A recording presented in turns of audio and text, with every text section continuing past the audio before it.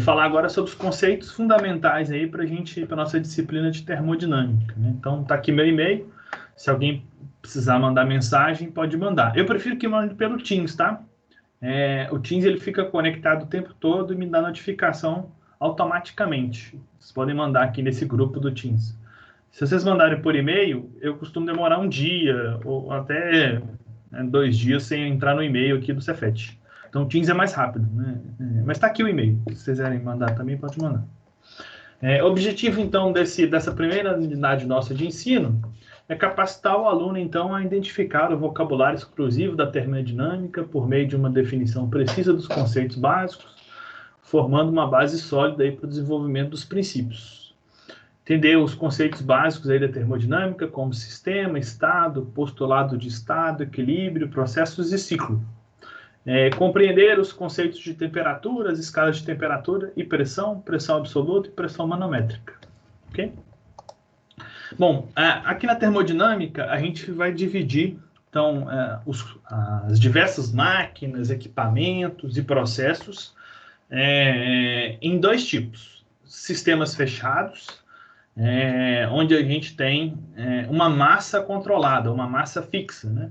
Sistemas abertos, que a gente vai adotar a estratégia do volume de controle, né? Onde a gente tem entrada e saída de massa.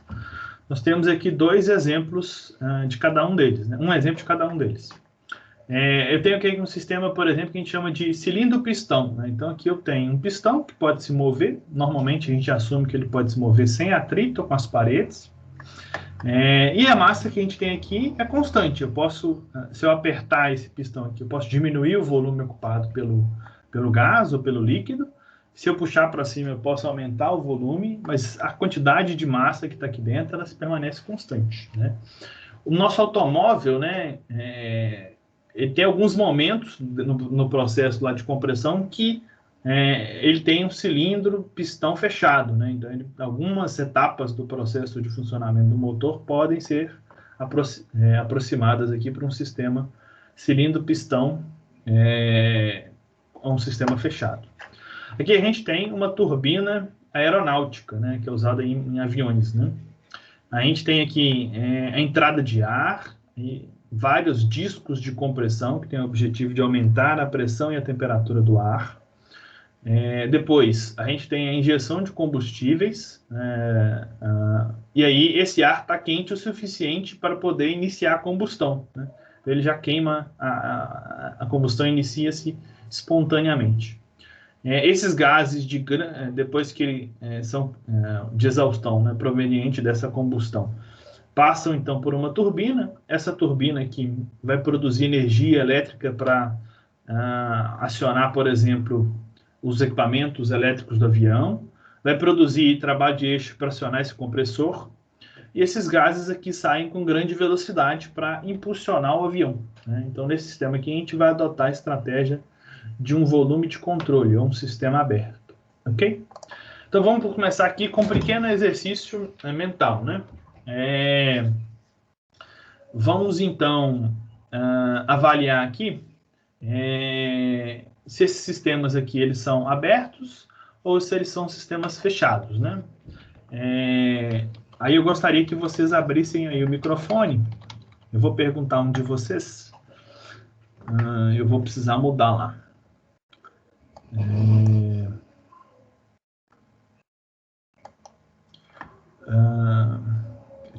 Tá bom.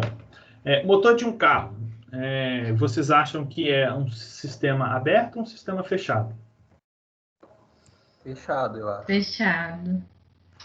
O motor de um carro, ele na verdade é um sistema aberto, né? A gente tem o tempo todo a entrada de ar, a gente tem o tempo todo o consumo de combustível e a gente joga fora os gases de escape, né? Evidentemente, dentro lá do motor, existem alguns instantes onde ele pode ser modelado como um sistema cilindro-pistão fechado, né? Esses são pequenos instantes. De uma maneira geral, o motor é um sistema aberto. O compressor de uma geladeira, normalmente a gente conhece isso popularmente como motor de geladeira, né? Vocês acham que é um sistema fechado ou um sistema aberto? Aberto. Aberto. Esse motor da geladeira ele tem um tubinho de entrada e tem um tubinho de saída, né? Então, o gás que faz a geladeira funcionar entra e sai por esse motor da geladeira. A geladeira em si, ela é um sistema aberto ou um sistema fechado? Fechado. Se a gente considerar a geladeira, vamos imaginar que aquela superfície, né, metálica da geladeira é a nossa fronteira. Ali dentro a gente tem entrando apenas energia elétrica, a gente não tem massa entrando na geladeira. Então, se eu considerar isso como a minha geladeira, ela é um sistema fechado. Agora, se eu considerar a porta, né, como fronteira da minha geladeira, ela passa a ser um sistema aberto. Eu posso colocar comida e posso retirar comida. Então, vai depender aí de como que a gente está envolvendo o sistema para ser analisado. Uma garrafa térmica dessas de café, vocês acham que é um sistema aberto ou um sistema fechado? Fechado? Normalmente fechado. Fechado, mas como que o café esfria se ele é um sistema fechado? Porque tem a abertura da garrafa. Se eu colocar a garrafa com café lá de manhã e ninguém abrir ela, de tarde o café está quente ou está frio? Tá frio. Está frio. E durante esse período ela funcionou como um sistema fechado ou como um sistema aberto? Aberto. Fechado. Aberto. Fechado. Eu não tirei o café lá dentro. O que está saindo do meu sistema é o calor. O calor pode sair de um sistema e mesmo ele sendo fechado, né? O que vai caracterizar ele é um sistema aberto ou fechado é a saída de massa. Calor e energia elétrica a gente pode adicionar num sistema e ele continua sendo um sistema fechado. Ok? O lampião, que é essa imagenzinha aqui. Isso é um sistema aberto ou é um sistema fechado? Aberto. Aberto. O tempo todo eu tenho aqui o gás saindo por aqui. Aqui embaixo vocês podem olhar que a gente tem alguns furinhos para entrada de ar. Esse ar ele entra em contato aí com o combustível e queima, e aqui em cima vai sair gases quentes, né? Então eu tenho o tempo todo entrada aí de combustível e ar e saída de gases de exaustão, ok? O forno de um fogão a gás é um sistema aberto ou um sistema fechado? Fechado. Fechado? Aberto. O tempo todo lá nós temos o gás entrando, gás saindo e os gases de exaustão saindo, os gases, né? Depois que o GLP queima, né? Ele sai por algum lugar, normalmente por trás do fogão lá. Um coletor solar. Um coletor solar, para quem não sabe, a vantagem da gente estar pela internet é que eu posso vir aqui, ó, e digitar na internet, mostrar uma imagem para vocês aí de um coletor solar. Isso aqui é um coletor solar. Normalmente ele tem essa tampa de vidro, ele recebe o sol, aquece a água e a água quente é armazenada aqui nesse tanque. Esse sistema aqui, vocês acham que é um sistema aberto ou um sistema fechado? Fechado. Fechado. Quando não usa água, né? Exatamente, perfeito. Enquanto eu não estou usando a água, né? Imagina que de manhã o tanque está cheio com água fria. Ele fica fechado, a água fica circulando aqui em torno do coletor e no tanque, e ele permanece fechado enquanto ninguém toma banho. Quando alguém tomar banho, ele passa a ser, então, um sistema aberto, né? A entrada de água e a reposição de água. Ok?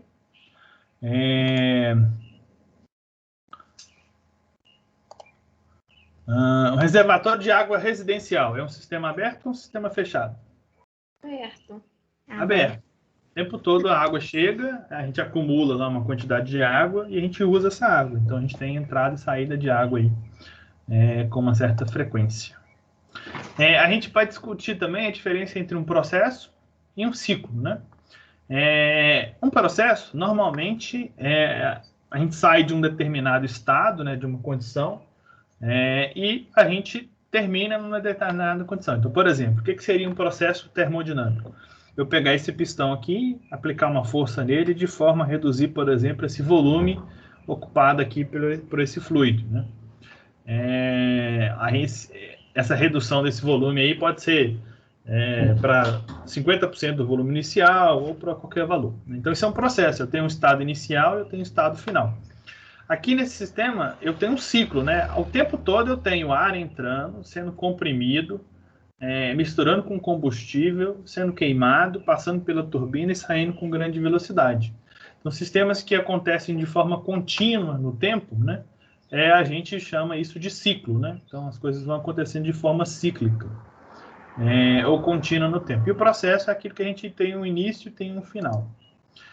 Além disso, a gente vai discutir muito, né, a questão dos estados de uma substância. Vocês devem lembrar lá da física, ou do ensino médio, ou das disciplinas introdutórias aí do curso de vocês, que a gente tem, basicamente e tradicionalmente, 3 estados da matéria. O estado sólido, líquido e o gasoso, né? Além disso, né, o pessoal da física aí também já descobriu outros estados. O primeiro estado é o plasma, né? O plasma, a gente tem, nada mais do que um gás ionizado, né? Então, quando o relâmpago acontece, ele ioniza o gás, permitindo a passagem, então, de energia elétrica. A gente usa isso muito nas lâmpadas fluorescentes, né?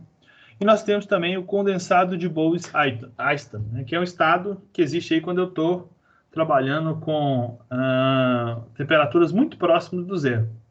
Esses 2 estados aqui, a gente não vai focar muito neles na disciplina. Nós vamos tratar mais com esses 3, mais ainda, né, com o líquido e gasoso. Então, a gente consegue identificar esses 3 estados com base na sua forma, volume, e influência da pressão e temperatura, né? Então, por exemplo, um sólido, ele possui a forma e o volume constante, independente de onde ele está armazenado. Então, se eu colocar um cubo de gelo em cima de um prato e dentro de um copo, ele continua sendo um cubo, né? O líquido não. O líquido, ele tem um volume constante, né? Então, se eu pegar lá uma quantidade de líquido, por exemplo, de água, né? 100 gramas de água vai ter aproximadamente 100 ml de água. Mas se eu colocar isso num prato e num copo, ele vai ter uma forma completamente diferente. Já o gás, ele tem a forma e o volume dependente do seu recipiente, né? Então, se eu pegar um gás armazenado numa garrafa e soltar ele dentro de uma sala, ele vai passar a ocupar, então, toda a sala, né? Então, ele pode deixar de ser cilíndrico e passar a ser, então, um grande cubo, ok? A pressão, ela pode reduzir o volume de líquidos, mas bem pequenamente, né? O sólido praticamente não varia com a pressão. E o gás não, o gás eu consigo reduzir bastante o volume dele se eu aumentar a pressão.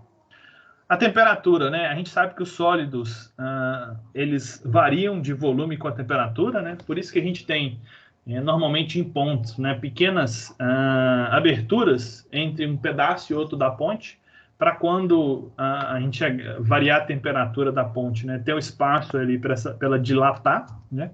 Mas essa alteração é pequena, né? São alguns milímetros. Eu tenho ali uma junta de dilatação de alguns milímetros para vários metros da ponte, né? O líquido, ele também tem pequenas variações de volume com a temperatura, né? E o gás tem grandes variações de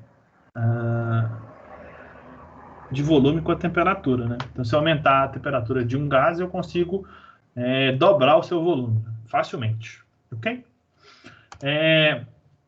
Bom, nós vamos trabalhar muito aqui com substâncias puras, né? E nós já conhecemos aí, no nosso dia a dia, 3 propriedades para substâncias puras que nós vamos usar aí durante toda a nossa disciplina, né? Não só para substâncias puras, né, mas para qualquer substância. São elas: o volume específico, ou densidade, né, que é o inverso do volume específico.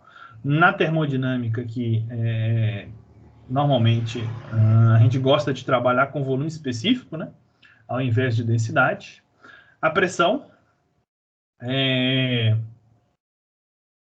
e a temperatura, né? Então, essas 3 grandezas aí já são habituais de você. Então, aqui a gente tem 3 exemplos de como avaliar essas 3 propriedades, né? Eu tenho um termômetro.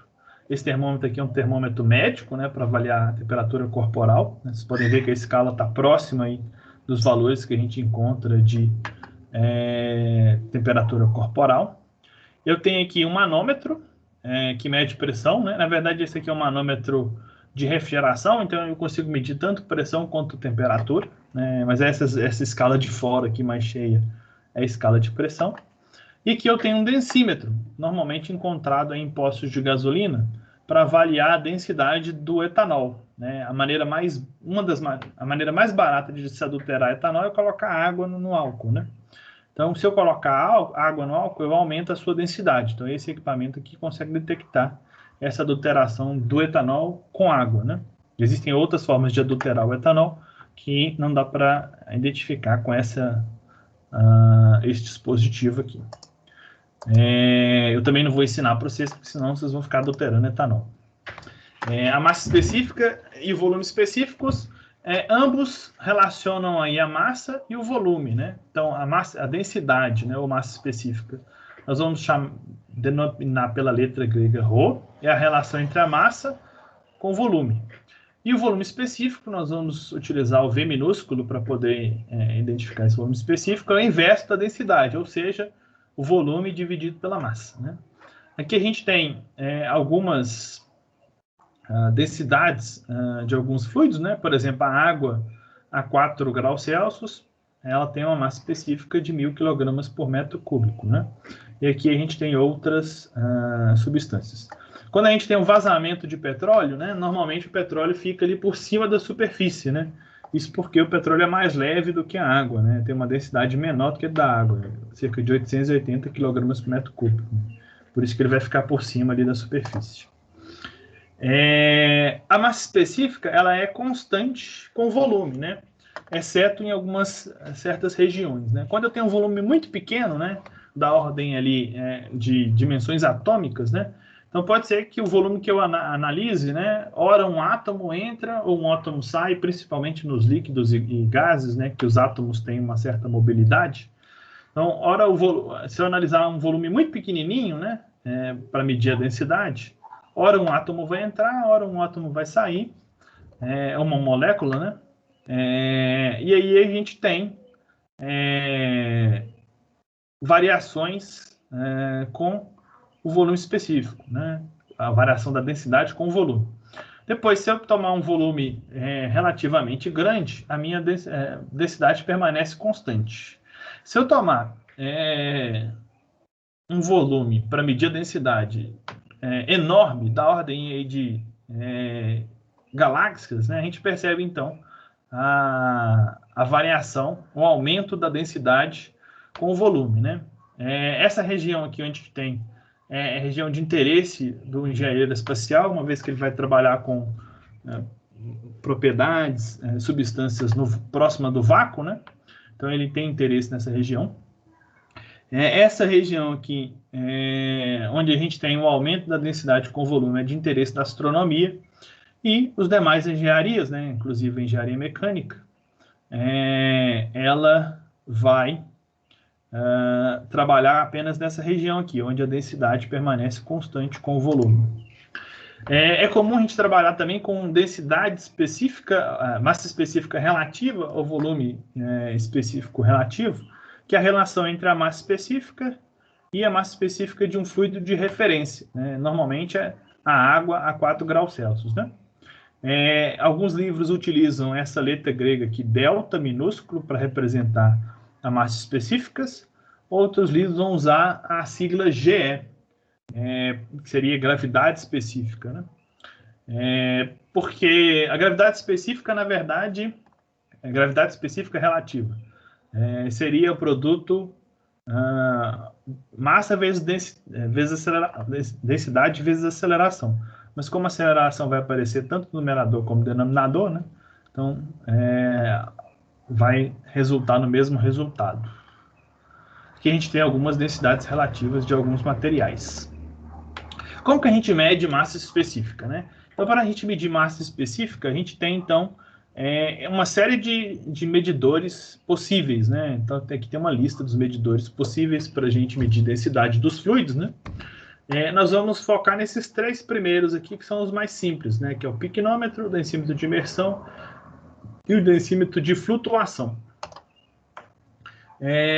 O piquenômetro, ou piquenometria, é uma técnica que consiste em medir o volume e medir a massa e dividir um pelo outro, né? Para a gente medir o volume, a gente utiliza, então, recipientes de boa precisão, né? Então, para mim ter uma boa precisão na minha medida de volume, normalmente os piquenômetros, eles têm uma região aqui, ó, capilar, né? De um pequeno tubo capilar, ou um tubinho aqui, onde que eu tenho um diâmetro muito pequeno, de tal forma que pequenas variações no volume vão representar aqui uma grande variação de altura, né? Então, eu consigo medir aí com uma excelente precisão o meu volume, né? Eu coloco esse equipamento aqui em cima de uma balança para medir a massa. Divido um pelo outro, eu consigo calcular aí a nossa densidade. Como a densidade ou a massa específica varia fortemente com a temperatura, é comum encontrar esses piquenômetros já com o termômetro instalado, né? Então, aqui esse piquenômetro a gente tem um termômetro e aqui a gente vai ter o nosso capilar para a gente medir o volume com uma boa precisão. Ok? A gente tem os densímetros de imersão. O densímetro de imersão consiste em um pequeno corpo, cujo volume eu conheço com uma boa precisão, que é mergulhado aqui no meu fluido. Esse fluido vai subir uma quantidade de volume relativo ao volume aqui do sólido que eu imergi nele, e essa balança vai indicar a quantidade de fluido que foi, o peso desse fluido que foi deslocado. Nesse caso aqui, ó, esse conjunto que está sustentando aqui esse peso que eu estou colocando dentro do fluido, não está na balança, está do lado de fora da balança, ele não pesa na balança, está fora do sensor da balança, né? Esse aqui fica mais claro. Ele não... Eu posso trocar aqui esse peso por um outro com o dobro do peso, que a balança não vai indicar nada, né? A vantagem desse equipamento é que esse dispositivo que a gente mergulha aqui, ele precisa ter uma boa ser fabricado com uma boa precisão. Então, eu preciso conhecer muito bem o volume daquele corpo. Mas o recipiente que ele está contido não precisa ter uma boa precisão. Então, eu posso cortar uma garrafa PET e colocar aqui que funciona, né? Então, se eu tiver fluidos, por exemplo, que eu preciso limpar muito bem o recipiente, né? Esse anterior aqui, o piquenômetro, dá muito trabalho, né? Então, vou preferir acabar comprando um piquenômetro, vários piquenômetros, porque a limpeza dele dá muito trabalho. Aqui não. Aqui eu tenho um recipiente qualquer e a limpeza desse metal aqui é até mais fácil, né? Se eu tiver um aço inoxidável, por exemplo, aqui, é muito fácil fazer a limpeza dele. E por último, nós temos aí o nosso densímetro de flutuação. Esse densímetro de flutuação é o mesmo que usa lá no posto de gasolina, né, para verificar a adulteração do etanol, né? Ele consiste, então, de um equipamento com corpo cilíndrico, né? E normalmente a base dele tem um diâmetro maior do que o corpo dele, de tal forma que, quando ele vai afundando, eu tenho, então, uma variação, eu vou reduzindo aí, de tal forma, a relação entre volume e massa, né? E aí, eu consigo, colocando uma escala aqui de calibração, em um fluido menos denso, ele vai afundar muito. Em um fluido mais denso, ele vai afundar pouco. E para mim usar esse tipo de densímetro, normalmente eu compro um jogo de densímetros, né? Então esse aqui consegue medir até um certo valor. E o próximo densímetro aqui começa de onde terminou um e vai aumentando, né? Então eu tenho uma série, um conjunto de densímetros para mim poder medir diversos valores de densidade, ok?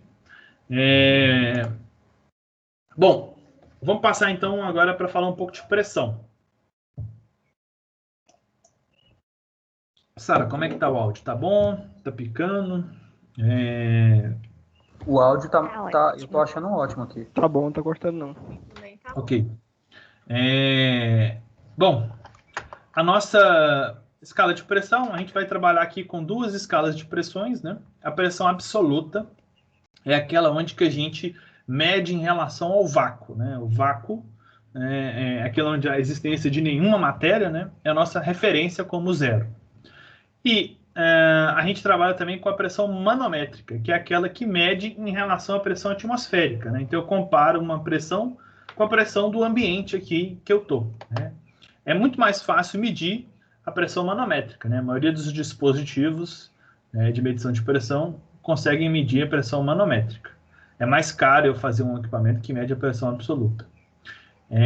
Porém, nas nossas tabelas de propriedades, eu vou sempre usar a pressão absoluta. Por quê? Senão eu teria que ter uma tabela que funciona aqui para Belo Horizonte, que tem uma pressão atmosférica da ordem de 92 kPa, e uma outra, por exemplo, para o Rio de Janeiro, que tem a pressão aí de 100 kPa.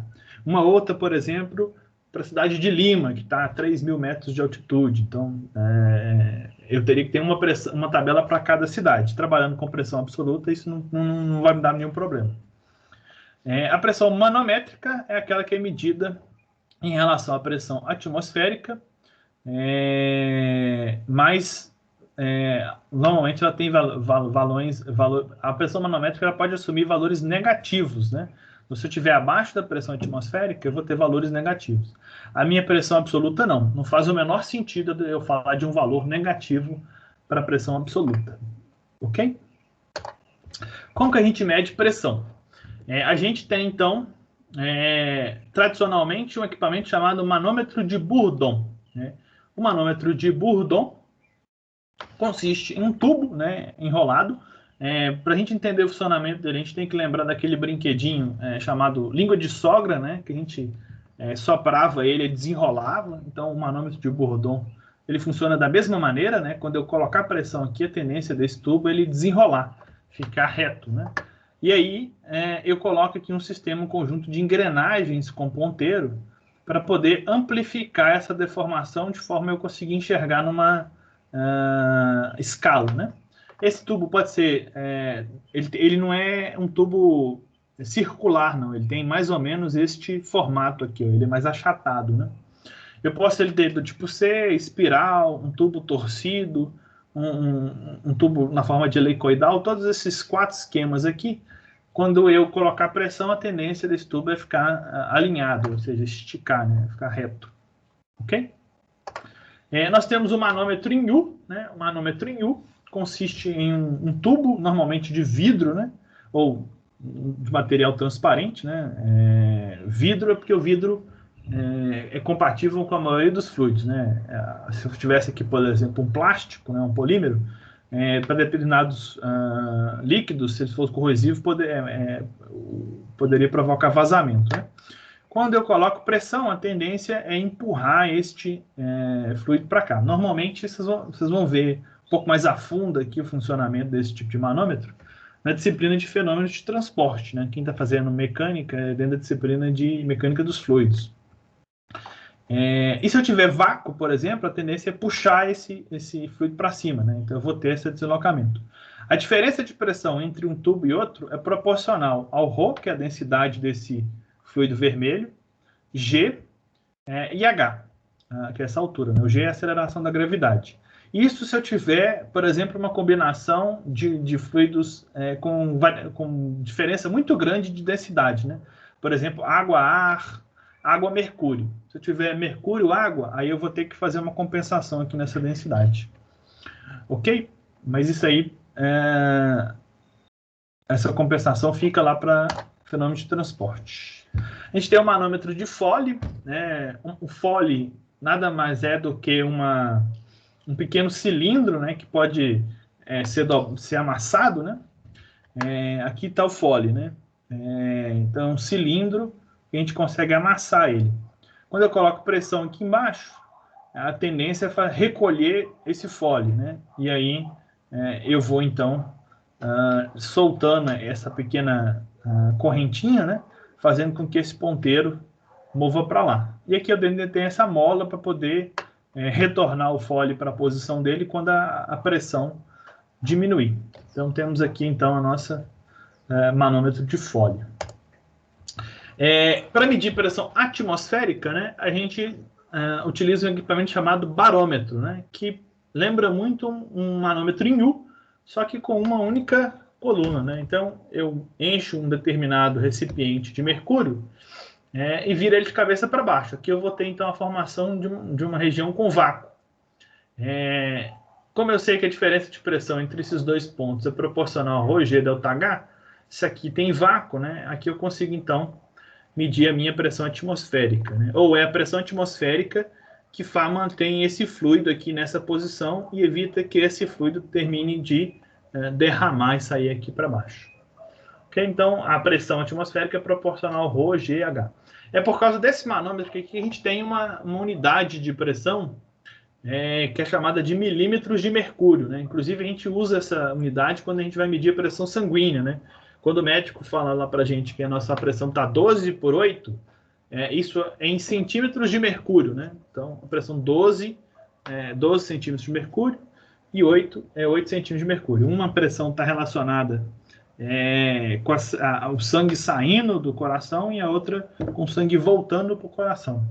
Então, é bom a gente ter essas pressões baixas, né? Isso significa que o coração está trabalhando mais tranquilamente.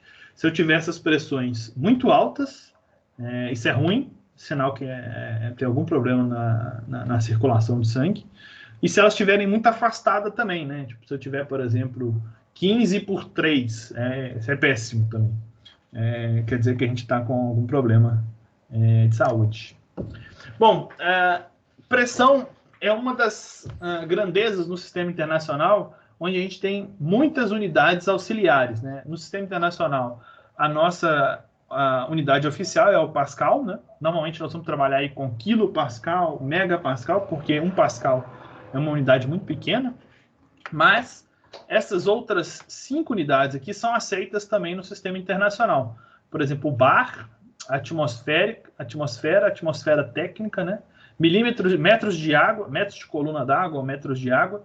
É comum também te encontrar, em vez de MH2O, encontrar M.CA, que seria metros de coluna de água, né? E o milímetro de mercúrio, né? Então aqui tem um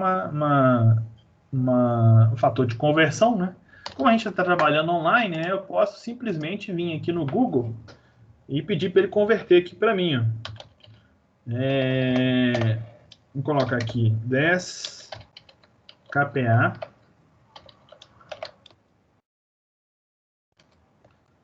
Se eu colocar aqui, ó, 10 kPa, to, né, que em inglês seria para, né, bar, ele já vai me dizer aqui que 10 kPa equivale a 0,1 bar, né? Então, agora no online fica bem mais fácil para a gente trabalhar, ok? Tem um aplicativo que chama ConvertPad. Como a gente nem sempre tem internet, né? Acho que esse aqui, ó. Esse aplicativo aqui, ó, conversor de unidades. O gratuito dele já funciona muito bem, ó. Tem muitas facilidades para a gente converter a unidade, inclusive a unidade de pressão. Alguém perguntou alguma coisa?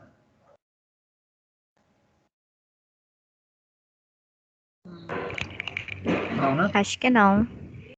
A Sara já respondeu ali, né?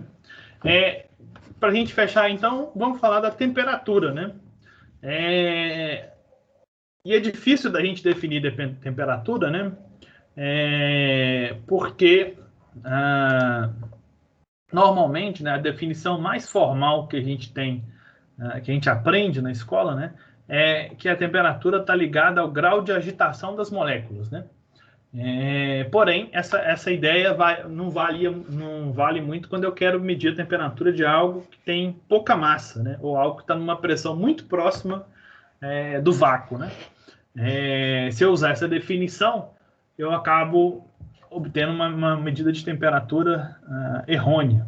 Então, para isso, a gente vai lançar em mão da nossa primeira lei, de uma lei da termodinâmica, né? Que é a lei zero da termodinâmica, que diz o seguinte: se dois corpos A e B estão separadamente em equilíbrio térmico com o terceiro corpo T, A e B estão em equilíbrio térmico entre si.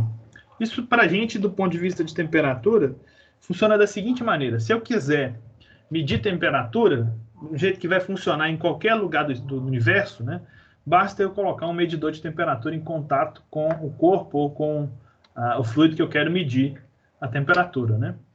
Então, para isso, a gente tem algumas escalas de temperatura, né? A primeira escala que a gente mais usa no nosso dia a dia é o Celsius, né?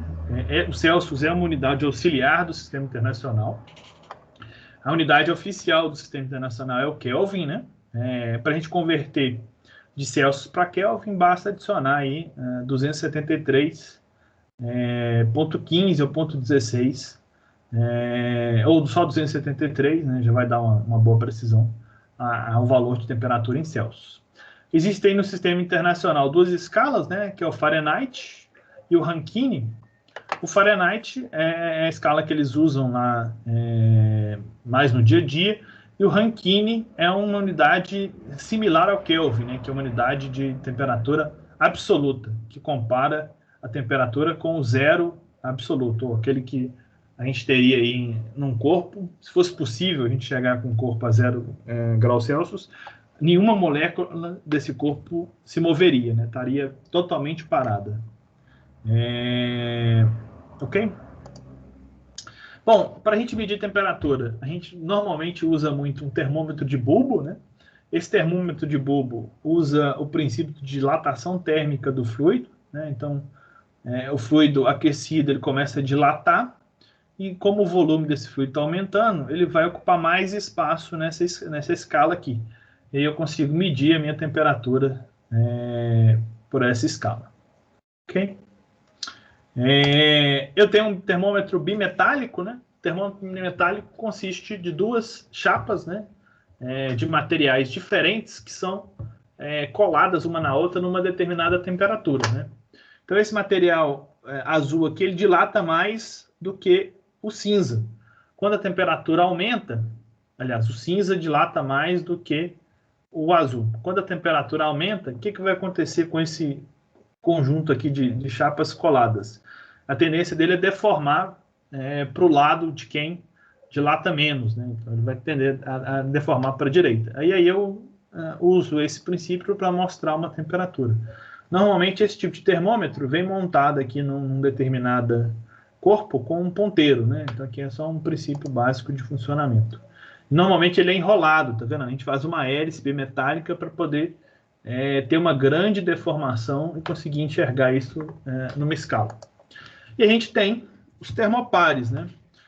Os termopares, eles funcionam a partir de um princípio que chama Lei de Thomson, né? ou Lei de Seebeck, que diz o seguinte: se eu tiver dois materiais de composição química diferente, né? No caso aqui que a gente está medindo, níquel cromo e alumínio cromo. Então tem dois materiais metálicos diferentes. Se nessa ponta, imagina que eu junte essas duas pontas, junto aqui e junto aqui. Aqui está separado só para indicar como normalmente ele é usado, né?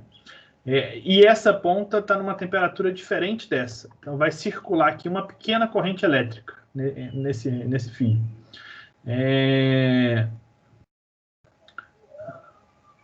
Se eu separar esses dois terminais, como está aqui, né, eu vou perceber então uma diferença de potencial elétrico. E eu consigo, com base nessa diferença de potencial elétrico, medir a temperatura, né? Então, os termopares, eles são padronizados, né? Cada um tem um conjunto de cores, de fios e cores de encapsulamento, que é a capa do termopar. Porém, existem várias normas que regulamentam, né? Existe essa norma ANSI, se eu não me engano, que é a norma canadense. Tem a norma internacional, normalmente é da Comunidade Europeia, né? Tem essa norma DIN, que é uma norma americana. Tem essa outra norma. Então, além de saber a cor do termopar, é necessário saber também qual é a norma que ele está sendo, que ele foi construído, ok? O termopar, existe um efeito contrário do termopar, né? Normalmente a gente usa isso em placas de efeito Peltier. Essas placas de efeito Peltier, deixa eu ver se eu pego uma aqui. Placa Peltier. Exatamente. Eu consigo construir um equipamento, né, que utiliza o efeito inverso do termopar. Então, se eu passar uma corrente elétrica aqui, né, nesses terminais, eu vou produzir De um lado essa placa ela vai ficar fria e do outro lado ela vai ficar quente. Aí eu consigo, por exemplo, refrigerar alguma coisa, né? Existiam alguns modelos de automóveis antes do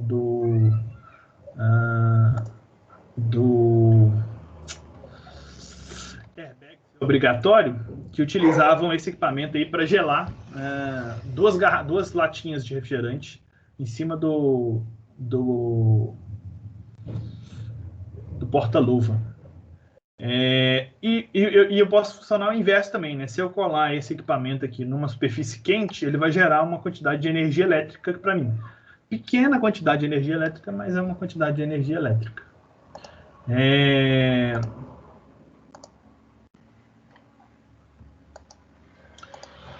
Bom, aí agora a gente vai resolver os nossos exemplos, né? Então, tem alguns exemplos aqui.